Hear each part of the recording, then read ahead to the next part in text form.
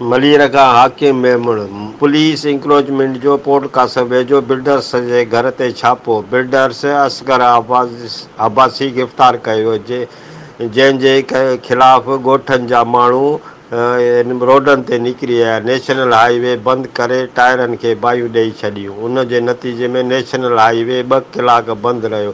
सवे गाॾियूं रोडनि ते बीह रहियूं। बिल्डर्स जे गिरफ़्तारी एसएसपी जे हिदायत ते कई वई।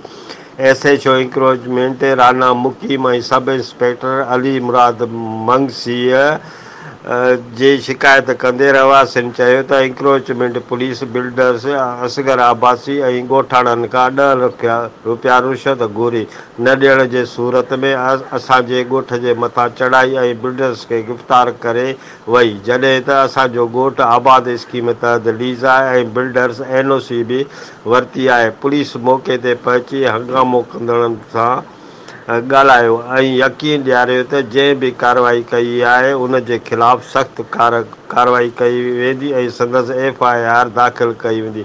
उन खां पोइ हंगामो कंदड़ ऐं टायर साड़ींदड़ पुरअमन एहतजाज ख़तमु करे पंहिंजे घरनि ॾांहुं हलिया विया।